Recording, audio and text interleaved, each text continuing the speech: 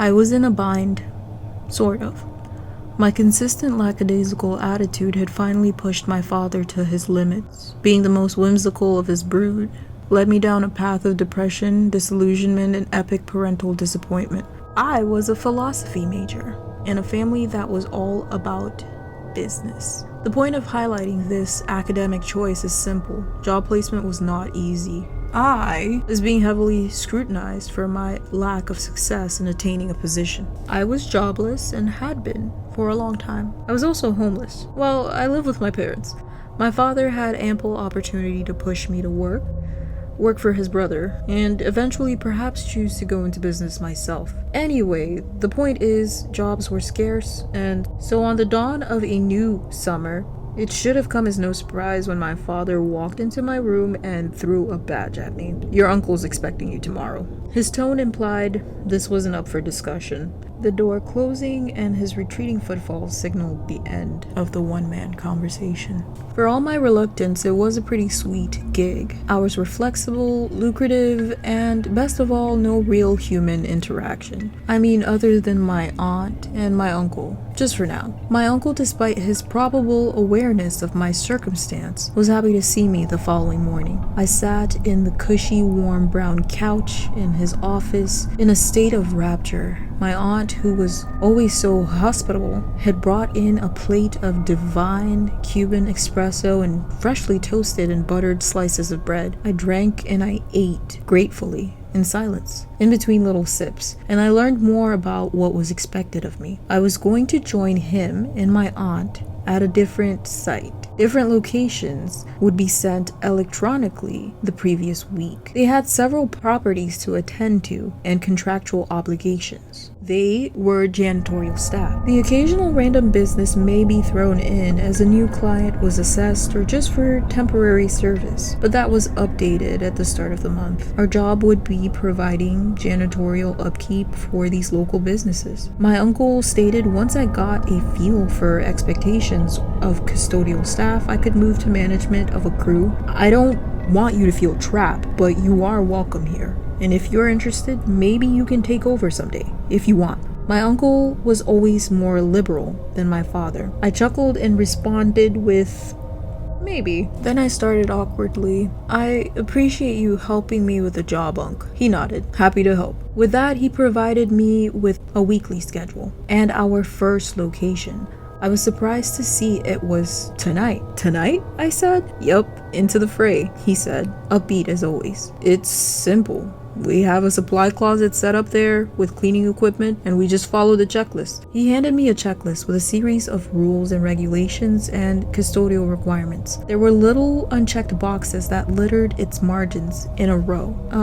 When are we supposed to get there?" I asked. His mustache did a little dance as he wrinkled his lip upward pensively. "Before midnight would be ideal. You can't really be late, but it's best to set a standard. All that really matters is the building is pristine the next day. That's our guarantee." I nodded. "I'll be there." My aunt shuffled in. "Are you staying for lunch? We can discuss rules, regulations, and protocol in the event of incidents. As you know, a lot of these buildings in our business district downtown are just old factories. They have some wild stuff that happened there in the past. There's a story about Jimmy McLaren, who used to work out by the old train station. That's now the North Side cafeteria." I stared at her, wondering about if I should get home to rest. I was working tonight. I wondered while I listened. Well, half listened.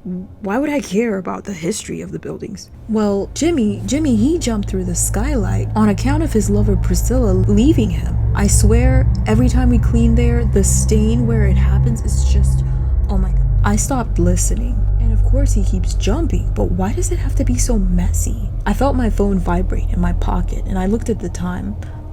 I'm sorry to interrupt, but I think I should try to get some sleep if I'm going to be up all night." My uncle, who had been listening to my aunt go on, nodded. "That's fine. I always say we learn more from doing trial by fire.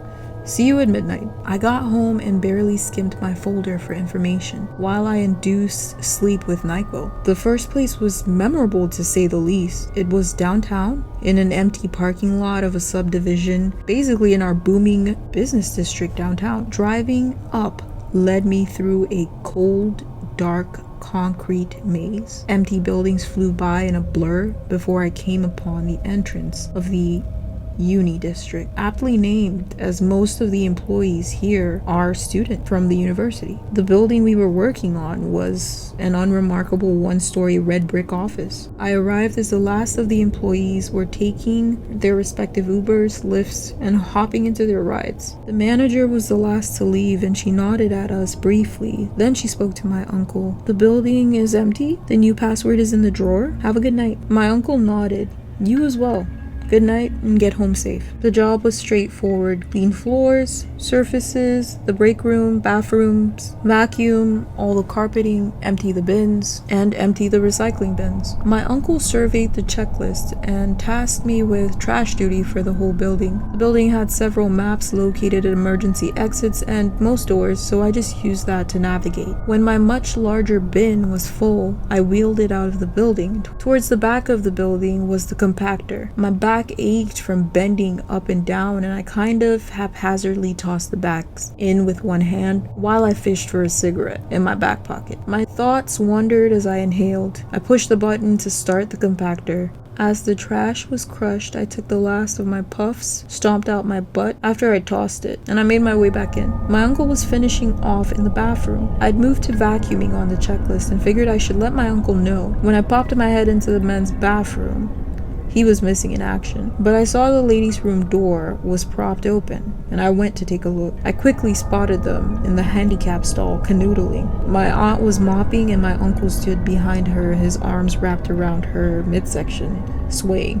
The whole thing was so awkward for me, I cleared my throat. Watching their souls temporarily leave their bodies when they jumped cleared up the awkward air for me. "I'm going to vacuum the conference rooms." They both shared a look, one that I didn't understand. "I didn't expect you to take on the vacuuming the first night. Just be careful. Remember protocol. You'll be out of earshot on the other side of the building," my aunt started. She took a breath to continue her monologue on her cautionary tale, but my uncle interrupted. "If you see anybody, leave them alone. Don't interrupt. Don't speak to them. Just do your job and leave them alone." I was surprised by his sudden, brusque tone and sneered. "I got it," I said, pushing my earphones in and leaving. In the smallest hallway left to the restrooms was a supply closet with a large vacuum. Dragging the thing to the conference room did prove to be an annoying but doable task. The first conference room was conference room A, and it was brightly lit with one large table, a projector, and rows of audience-style seating next to it. In the back, there was one computer desk. It was set up with a computer. A woman was seated there. By the silhouette, I figured it was a woman. I couldn't be sure as her proximity to the screen almost obscured her from view completely. I paused and thought, but I thought everyone left. Would I interrupt her work with the vacuuming? My music blared on as I thought hard. I decided to do as my uncle said. Powering on the vacuum, I moved around the main table in slow concentric circles. Most of the carpeting was surrounding the large table in the middle. So essentially, this was all I needed to clean. I hoped that I was far away enough that the vacuum was not unbearable to listen to while working. As I approached the right side of the conference room, cleaning that side in the same circular motion, I felt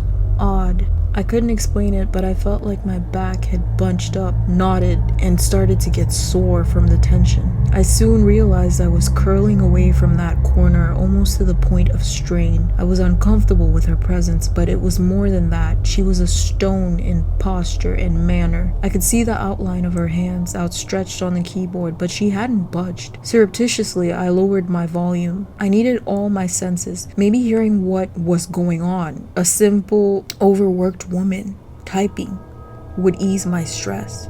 Surely I was mistaken. I moved on to the horizontal edge, and the tension felt at the table's corner lessened. My stomach continued sinking, however, at 0 volume. I couldn't hear her. I clicked off the vacuum as I finished off the final table's edge, and finally I heard some sounds of life. And as I listened more intently, I realized that the mundane clicking of the keyboard was absent. What I did hear was stomach churning, the clacking, gnashing squelching of teeth, audibly ripping through flesh, echoed in the vast room. I squinted in that direction and saw the outline of the hands on the keyboard was gone. Instead, something steadily dripped off the table's edge. A sound grew steadily in volume. The sound of blood rushing through my temples joined it. My heart pounded and my shoulders stiffened up. I backed out of the room, holding the vacuum in front of me, keeping it between us. The sound grew feverish in tempo and enthusiasm. Something about it sent a shiver up and down my spine. Simultaneously, I slammed the door, breaking out in a cold sweat. I started to second guess myself. Was there a cause for alarm? Maybe she had dinner with her. If something was amiss, surely she would be barreling out of there. She hadn't moved, but maybe she grabbed a snack when the vacuum was on. I leaned towards the door, preparing to place my ear against it. When I turned, I did notice a security camera, and my spine quickly straightened, and I thought better of what my lunacy might do to my uncle's contract, to his livelihood. And I rolled the vacuum over to the second conference room, still staring at the door to conference room A. Conference room B was open. Unlike A, it was pitch dark inside. I stood looking into the pitch of B, still unnerved by what I'd witnessed in A. I slowed my breathing, trying to calm myself down. A subtle but perceptible click reached my ears, and my peripheral vision picked up on the door to room A opening. My head snapped in that direction, and I watched in frozen awe as it opened halfway through. The room was now pitch dark. I stared further in, the indecipherable shapes of darker shadows twisting and morphing into morbid and grotesque horror. Then a sound reached me, a loud slurping, a guttural grunt followed by chewing. Its wet fleshiness faded as if the woman had moved away from the door and further into the depths of that conference room. Fresh horror rested on my shoulders as it begun to sound in the room directly in front of me. I heard, "Hey," from my left. I tightened my vice-like grip on the vacuum. Turning right swiftly, I kept it in front of me. It was my aunt. Relief flooded my veins and infantile comfort shrouded me. I moved quickly from the door towards her, the sound still perceptible and growing. I grabbed her shoulders urgently, and she frowned, asking, "Did you finish?" I stared bemused. Could she not hear that macabre racket? "There's no finishing. We have to call the police. I don't think it's safe." As I uttered the last words, a small object arced over our heads, and I saw it land behind her. A lone singular digit, a finger, chewed up and missing chunks, rested in the bright hallway. She turned. The look on my face must have told quite a tale. "We need the police," I whispered. "No," she said, startling me as she pulled away from my grip and patting my cheek. "No, we need to vacuum that finger. Remember what your uncle said? Pristine. Pristine." In spite of my incredulous expression, she nonchalantly set to task, picking up the finger and placing it in the trash. And then she took the vacuum and dragged it towards the chewing sounds. The chewing was feverish in nature. A crimson liquid pulled out of the open door. My aunt sighed. I need the mop. Damn it. Could you get me the mop?" She turned to me. My mouth was agape. Blood pooled around the base of her sneakers. My aunt Jessica looked frustrated. "Barry, did you read the rules and regulations and the protocol for tonight? This is why I said you should stay for lunch. We're doing the Northside cafeteria next. Jimmy's probably gonna make his usual splash, and I'm going to need help with that stain. Go get your uncle." If you liked our story or you found plot points interesting, free to comment below. We'd like to discuss. If you would like to submit your own story, don't be afraid to reach out. You can expect that there will be links below to our Instagram page, and you can use either one to submit your story. As always, we appreciate the support, and we hope you're having a wonderful day. Thank you.